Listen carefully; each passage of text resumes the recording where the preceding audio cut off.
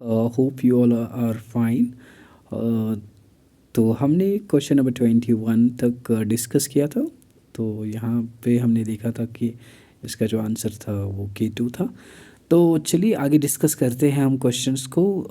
आज का जो हमारा पहला क्वेश्चन है वो है, which one of the following is the correct sequence of the age of formation from the youngest to the oldest of the given mountain range. तो यहाँ पे एज पूछी गई है कि सबसे पहले कौन बना है, सबसे ओल्डेस्ट कौन से माउंटेन रेंज हैं, और सबसे यंगेस्ट कौन है। तो अगर हम इसकी बात करें तो सबसे ओल्डेस्ट ये डेक्कन ट्रैप, ये जो पेनिनसुलर रीजन है इंडिया का, इसको सबसे ओल्डेस्ट माना जाता है, और ये सबसे यंगेस्ट माना जाता है हिमालयाज़ को। और उसके बाद आप खुद अंदाज़ा लगा सकते हैं यहाँ पे क्वेश्चन में। तो पहला जो अगर हम बात करें, हमें जाना है यंगेस्ट टू ओल्डेस्ट, ठीक है ना। तो यहाँ पे पहले हिमालयाज़ आएगा, ठीक है, हिमालयाज़। उसके बाद अगर हम नीचे आ जाएं तो यहाँ पे एक क्या है, यहाँ पे विंध्याज़ आते हैं। तो विंध्याज़ उसके बाद आएगा, उसके बाद वेस्टर्न घाट्स, ये जो वेस्टर्न घाट्स यहाँ पे, उसके बाद डेक्कन ट्रैप्स, ये वाला, ठीक है ना। तो डेक्कन ट्रैप, तो इसके हिसाब से जो हमारा क्वेश्चन का जो आंसर बनेगा वो पार्ट ए है। तो ये वाला इसका आंसर है, ठीक है। तो आगे बढ़ते हैं question number 23। Arakan Yoma is the extension of the Himalayas located in. Arakan Yoma जो आपने पढ़ा होगा जियोग्राफी में, जब हिमालयाज़ यहाँ से जाते ना यहाँ पे अरुणाचल प्रदेश तक, तो यहाँ पे बैंड होता है हिमालयाज़ का, इसको बोलते हैं अराकान योमा, ठीक है ना। तो ये इन्हीं को बोलते हैं म्यांमार में, जो इस बैंड को बोलते हैं, इसको बोलते हैं अराकान योमा, ये म्यांमार में इनको बोलते हैं, ठीक है ना। तो इसी हिसाब से अगर हम देखें तो हम कश्मीर जो है वो गलत ऑप्शन है इसका, तो म्यांमार इसका करेक्ट आंसर बनेगा, ठीक है ना। तो यहाँ पे म्यांमार है ना। तो नेपाल की बात करें, नेपाल यहाँ पे है ना, बलूचिस्तान ऊपर है ना, पाकिस्तान के साइड। तो आगे बढ़ते हैं। तो यहाँ पे मैच द फॉलोइंग है ना, मैच द फॉलोइंग आया है, मैच करना है आपको। तो मैच यहाँ पे आप देख सकते हैं, मैच करना है। तो अगर हम बात करें पीर पंजाल रेंज की, तो वो कहाँ पे है, जम्मू कश्मीर में है ना। तो दौलाधर की बात करें, ये हिमाचल प्रदेश में है ना। तो इसके बाद अगर हम बात करें नागतिबा की, नागतिबा जो है ये उत्तरांचल में है, ये यहाँ पे है ना। मिशमी हिल्स ये यहाँ अरुणाचल प्रदेश में है। तो D1 और A3 है, A3 हाँ। तो यहाँ पे देख सकते हैं आप, इसका जो आंसर बनेगा वो B बनेगा इस हिसाब से। तो चलिए आगे बढ़ते हैं।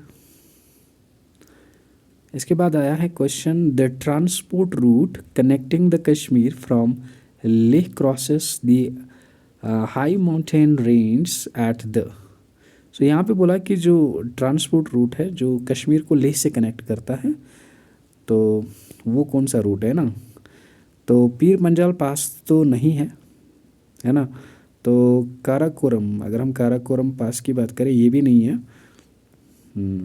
ये ऊपर है, काफ़ी ऊपर लगता है ये, आपने देखा होगा जो हमारा मैप है ना, यहाँ से लगता है ये।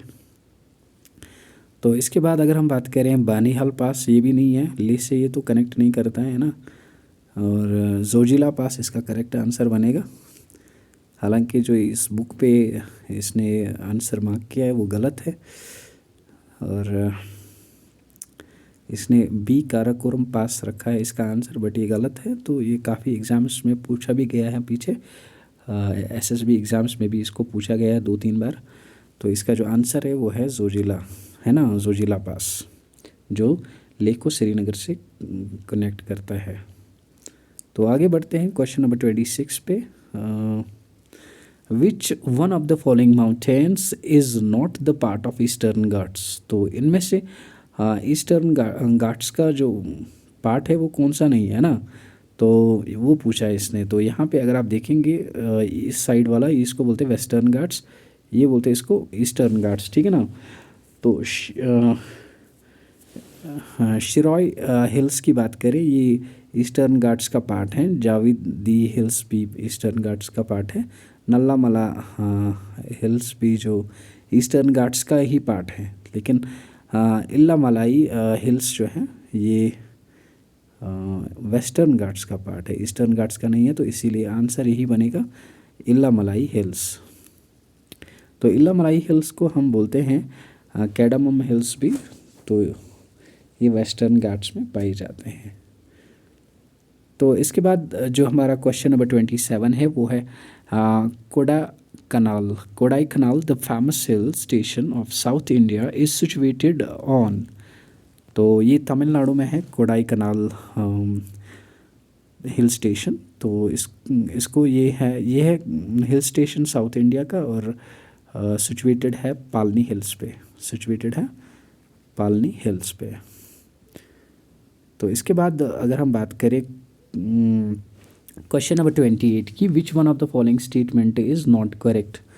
तो क्वेश्चन जब भी आप पढ़ेंगे एग्जामिनेशन में तो ध्यान से पढ़ना है क्वेश्चन। तो यहाँ पे नॉट करेक्ट पूछा है ना, तो करेक्ट कौन सा नहीं है तो वो आपको आंसर देना है यहाँ पे। Black cotton soil of north west India was formed by the weathering of basaltic lava rocks। ये सही है। Sedimentary rocks are distinguished from other types of rocks by the presence of distinct layers। ये भी correct है। Granite has large crystals of quartz, feldspar and mica in it। ये भी correct है। A metamorphic rock is softer and less compact than its original type. ये गलत है, क्योंकि आपने देखा होगा मार्बल जो होता है ना हमारा, वो कितना हार्ड होता है, वो सॉफ्ट तो नहीं होता है ना, है ना। कम्पैक्ट भी लेस कम्पैक्ट, वो तो कम्पैक्ट होता है ना। तो इस वजह से ये जो इसका जो आंसर बनेगा वो बनेगा पार्ट डी, ठीक है ना। तो यहाँ पे पार्ट डी इसका आंसर था। तो आगे बढ़ते हैं। Which of the following relates to the formation of the Himalayas. तो फॉर्मेशन ऑफ द हिमालयस में इसमें कौन सा रिलेट कर रहा है ना। तो folding of the earth's crust, ये तो नहीं है ना। एक्यूमुलेशन ऑफ लूस डिपॉजिट्स, ये भी नहीं है। फोल्डिंग ऑफ द जियोसिंक्लाइन, तो ये इसका करेक्ट आंसर होगा। Faulting of the earth's crust, ये गलत है, तो इसका आंसर बनेगा पार्ट सी। तो आगे बढ़ते हैं हमारा question number 30। Which one of the following is most prone to earthquakes. तो अर्थक्वेक्स में सबसे ज़्यादा प्रोन कौन सा माना जाता है इनमें, जहाँ पे ज़्यादा अर्थक्वेक्स पाए आते हैं। तो आपने रिसेंटली देखा होगा जो हमारा JNK है, इसको जोन 6 में डाला गया है, क्योंकि जो हिमालयन रीजन्स हैं इसको जोन 6 में हाईली ये सिस्मिक जोन में इसको रखा गया है, क्योंकि यहाँ पे ज़्यादा जो कि भूकंप आने के चांसेस हैं, और इसीलिए इसको जोन 6 में रखा गया है। मोस्टली डेंजरस है ये। तो अगर हम बात करें तो वो इसका जो आंसर होगा वो होगा यंग फोल्डेड माउंटेन्स। तो इसका पार्ट डी आंसर है। तो आगे बढ़ते हैं हम क्वेश्चन नंबर 31।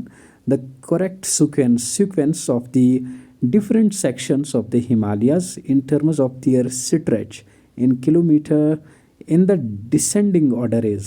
यहाँ पे डिसेंडिंग ऑर्डर पूछा है कि कौन सा बड़ा है, कौन सा उसके बाद छोटा है, उसके बाद छोटा है ना, पहले बड़ा पूछा है ना। तो एग्जामिनेशंस में कंफ्यूज करने के लिए इसे असेंडिंग डिसेंडिंग में पूछा जाता है। तो ये आपको ध्यान में रखना है जब आप वहाँ पे मार्क करेंगे आंसर अपना, तो वहाँ पे कभी कभी थोड़ा कन्फ्यूजन होता है। लेकिन अगर हम बात करें नेपाल हिल्स जो हैं, यहाँ पे इसको जो है मिस्टेक हुई है, टाइपिंग एरर हम बोल सकते हैं इसको। तो नेपाल हिल्स जो है ना वो सबसे उनका स्ट्रेच सबसे ज़्यादा है नेपाल हिल्स का। तो सबसे ज़्यादा उनका ये जो स्ट्रेच है वो उनका है नेपाल हिल्स का। तो उसके बाद अगर हम बात करें वो है आसाम हिल्स। नेपाल पहले, आसाम उसके बाद उसके बाद पंजाब हिल्स और उसके बाद सबसे छोटा कुमाऊं हिल्स है ना। तो इस हिसाब से जो हमारा आंसर बनेगा वो ऑप्शन नंबर बी बनेगा। तो आज का वीडियो हाँ आपको पसंद आया होगा। तो अगर आपको हमारा जो ये वीडियो है पसंद आया तो हमारी चैनल को सब्सक्राइब करें और बेल आइकन को भी प्रेस करें। मिलते हैं एक नई वीडियो में। तब तक के लिए बाय बाय।